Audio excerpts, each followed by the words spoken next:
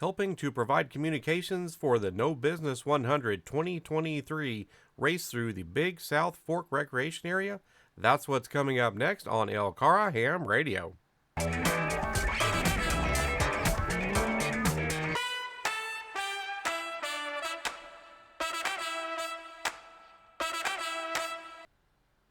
Hello, folks. This is Chris, KY4CKP. Well, it was that time of year again for the No Business 100 24-hour foot race through the back roads and trails of the Big South Fork Recreation Area here in South Central Kentucky and North Central Tennessee. This is a grueling race for these folks, and we helped provide communications for the Kentucky side of the equation here last year, and we volunteered and did so again this year, taking up stations at multiple points along the route. You can see the various aid stations and things outlined here on this map. And then there were folks on the Tennessee side and a Tennessee group helping provide communications and operate net control and things as well. It's a beautiful, beautiful area if you ever have a chance to come out this way. Lots of camping and hiking and all kinds of things with the lakes, lake activities. So just a beautiful area for these folks to run in.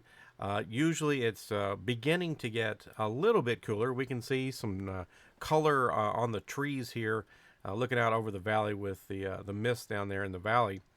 And so it's not super hot for the runners, but a little bit of rain or wet, muddy soil.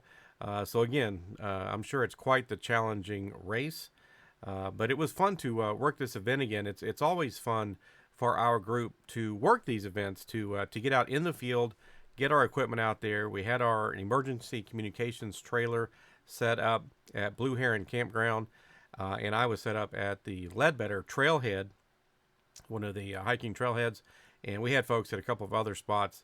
And again, there were folks covering the Tennessee side as well. And it's just a lot of fun to get out there. Now, the way this race works, 1 year they start on the Tennessee side and finish on the Kentucky side. And then the next year they start on the Kentucky side and finish on the Tennessee side. So last year they started in Tennessee, and this year they started in Kentucky. So we were manning stations kind of on the first half of the race. And so I know at my location, we were able to break down a little bit early. We were able to break down starting around midnight, a little after midnight, I think it was. Last year, where Brian and I were, we were there until somewhere between 7 and 8 o'clock in the morning. So here's a few of our folks hanging out in the MCOM trailer at one of the main locations there. Of course, we've got heat available and air conditioning and things like that. This is a very nice campground. Blue Heron. I've camped there before. Tent camping, RV camping, and so forth. So you can see there's full structures, bathrooms, and everything there. And where I was, as we'll see here in a little bit, here at Ledbetter Trailhead, but this is just a kind of a wide spot on a small back road. No permanent structures or anything like that. But we had set up, or I should say the volunteers had set up some stations and things at many of these aid stations. Not only is first aid available, but they have hot food that volunteers are cooking on demand and in preparation as the runners come through. I'm not sure what the total numbers on the number of runnings, but there's a lot of folks that participate in this. So they have a lot of volunteer help. So here you can see it was a little bit earlier in the evening. They've got bags that are dropped off. Runners can drop off bags at certain locations so they can have a fresh change of shoes and socks or whatever they need. And then we had a campfire that we had going there, and a number of us folks on hand to be able to ferry people. If they had an issue and needed to drop out of the race, they would ferry them back to a pickup point. Again, lots of food and snacks and various kinds of drinks. And also the volunteers were helping the runners to refill drinks and things when they would stop by and spend a couple of minutes. This was approximately the halfway point of the race this year. This was 47 and a little bit of change into it. So it's not a perfect halfway point, but it was pretty close. And so not a lot of people had been dropping out yet. I think they had just a few maybe. But of course, more towards the back half and the end of the race, that's when the stresses of the length of the race and everything start to take a lot of toll on folks. But there's a bunch of the bags that people had dropped off so they could pick up. There's information on the trailhead, because this is a well-known, popular trailhead in this area, with, of course, black bear warnings. We've had black bears come back into Kentucky for several years now. They have live race results, and those blue tracks on the ground track the runners as they come in. So they were always careful to remind the runners to be sure and run across both of those tracks. I don't know exactly how it works. I'm kind of assuming maybe that they have RFID tags or something that they were wearing. And so it helped provide relatively real-time updates on the placement of the runners and that kind of thing. So anytime a car came and went, they had to pull those tracks up so we didn't run over them. Had a few doggers show up at the park. They were nice and friendly. Again, we got the campfire going. Somebody brought a small camper and lots of volunteers, and they were always very welcoming of the runners, trying to give them encouragement, and of course the refreshments and everything. And then of course we had communications with the net control and other stations to make sure that everybody can participate in this event and be safe. We don't want anybody to get lost or hurt, and so we know how many runners enter the race. We know how many runners finish at each location, because we want them to be safe, and we don't want folks to have problems. So that's why we were there. It was a pretty nice evening. There had been a little bit of rain previous to this, but the evening turned out pretty nice. It was cool, but not terribly cold.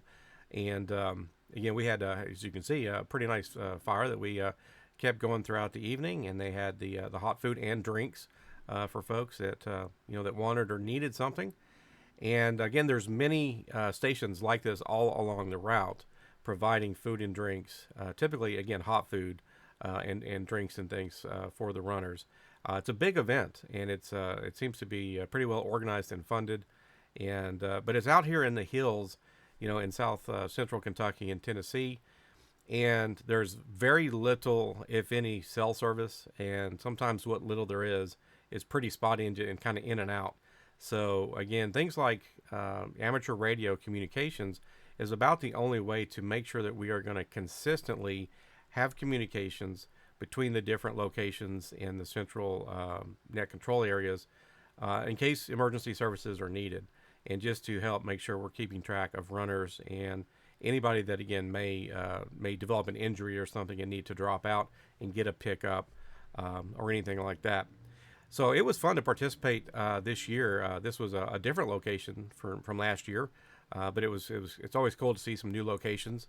This is also near the area where we have helped do communications for the gravel rally in McCreary County, and we've done that for a couple of years, and looking forward to that next spring, and then probably the No Business 100 again next fall. But it's just really nice to get out and do these events and help the community and help other folks.